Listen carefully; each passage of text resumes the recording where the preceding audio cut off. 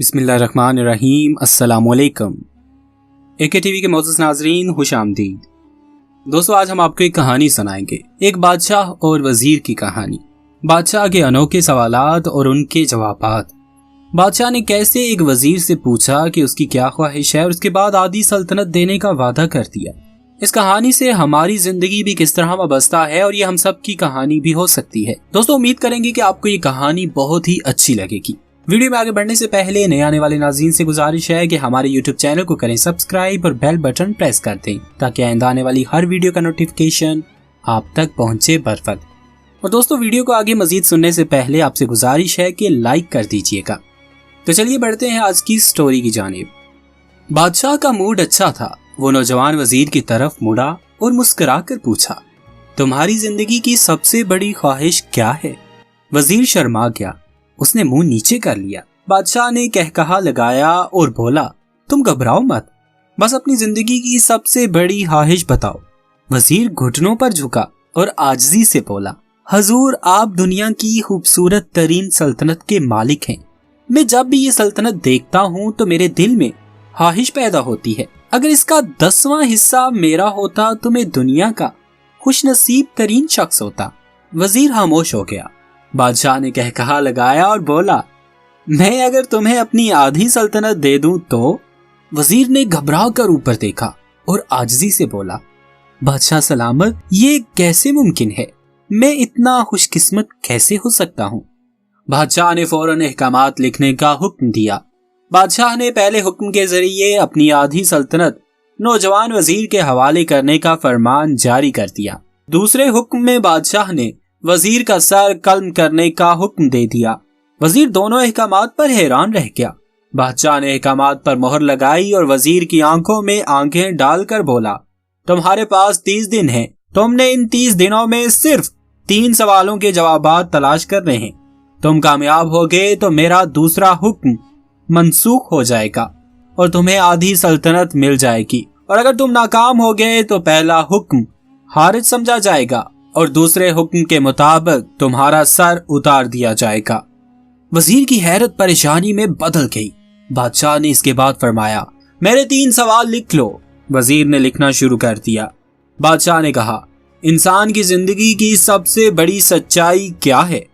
दूसरा सवाल, इंसान की जिंदगी का सबसे बड़ा धोखा क्या है? तीसरा सवाल, इंसान की जिंदगी की सबसे बड़ी कमजोरी क्या है? बादशाह ने इसके बाद नकारे पर चोट लगवाई और बाआवाज़े बुलंद फरमाया, तुम्हारा वक्त शुरू होता है। अब वजीर ने दोनों परवाने उठाए और दरबार से दौड़ लगा दी।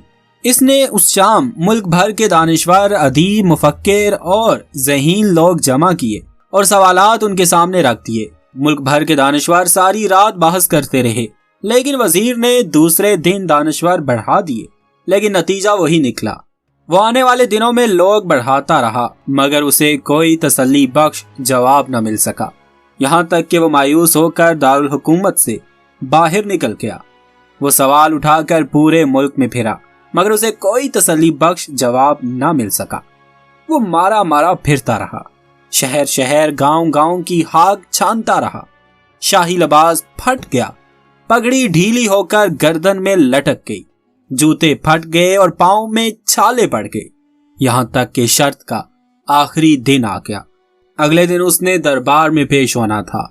वजीर को यकीन था कि ये उसकी जिंदगी का आखिरी दिन है। कल उसकी गर्दन काट दी जाएगी और जिस्म शहर के मरकजी पुल पर लटका दिया जाएगा।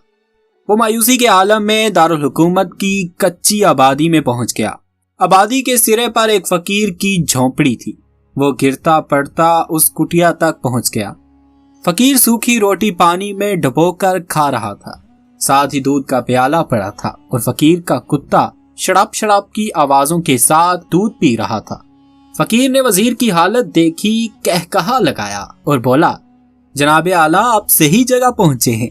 आपके 3 सवालों के जवाब मेरे पास हैं। वजीर ने हैरत से उसकी तरफ देखा और पूछा, आपने कैसे अंदाजा लगा लिया मैं कौन हूं और मेरा मसला क्या है?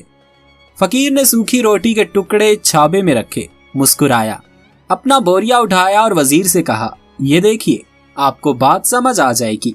वजीर ने झुककर देखा, बोरिये के नीचे शाही हलत बिछी हुई थी।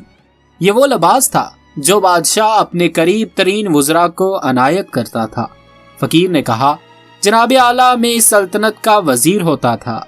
मैंने भी एक बार आपकी तरह बादशाह से शर्त लगाने की गलती कर ली थी।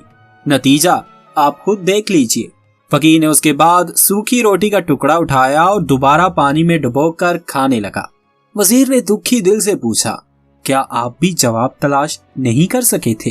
फकीर ने कहकहा लगाया और जवाब दिया, मेरा केस आपसे मुख्तलिफ था। मैंने जवाब ढूंढ लिए थे, मैंने बादशाह को जवाब बताए। आधी सल्तनत का परवाना फाड़ा, बादशाह को सलाम किया और इस कुटिया में आकर बैठ गया। मैं और मेरा कुत्ता दोनों मुतमईन जिंदगी गुजार रहे हैं। वजीर की हैरत बढ़ गई, लेकिन ये साबिक वजीर की हमाकत के तज्जिए का वक्त नहीं था, जवाब मालूम करने की घड़ी थी। चनाचे वजीर एंकर पर्सन बनने की बजाय फरियादी बन गया और उसने फकीर से पूछा, क्या आप मुझे सवालों के जवाब दे सकते हैं? फकीर ने हाँ में गर्दन हिलाकर जवाब दिया, मैं पहले 2 सवालों का जवाब मुफ्त दूंगा, लेकिन तीसरे जवाब के लिए तुम्हें कीमत अदा करना होगी। वजीर के पास शर्त मानने के सिवा कोई ऑप्शन नहीं था। उसने फौरन हाँ में गर्दन हिला दी। फकीर बोला, दुनिया की सबसे बड़ी सच्चाई मौत है। इंसान कोई भी हो, कुछ भी हो, वो इस सच्चाई से नहीं बच सकता। वो रुका और बोला, इंसान की जिंदगी का सबसे बड़ा धोखा जिंदगी है। हम में से हर शख्स जिंदगी को दायमी समझकर इसके धोखे में आ जाता है। फकीर के दोनों जवाब नाकाबिले तरदीद थे। वजीर सरशार हो गया। उसने अपने तीसरे जवाब के लिए फकीर से शर्त पूछी।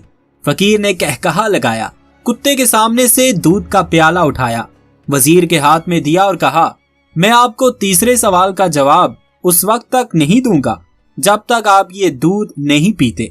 वजीर के माथे पर पसीना आ गया। उसने नफरत से प्याला जमीन पर रख दिया। वो किसी कीमत पर कुत्ते का झूठा दूध नहीं पीना चाहता था। फकीर ने कंधे उचकाए और कहा, तुम्हारे पास अब 2 रास्ते हैं। तुम इनकार कर दो और शाही जलाद कल तुम्हारा सर उतार देगा, या फिर तुम आधा पाव दूध पी जाओ और तुम्हारी जान भी बच जाए और तुम आधी सल्तनत के मालिक भी बन जाओ।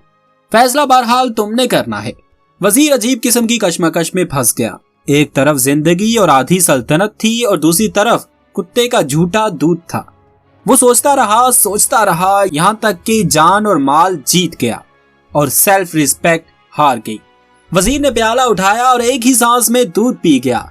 फकीर ने कहकहा लगाया और बोला, मेरे बच्चे, इंसान की सबसे बड़ी कमजोरी गर्ज होती है।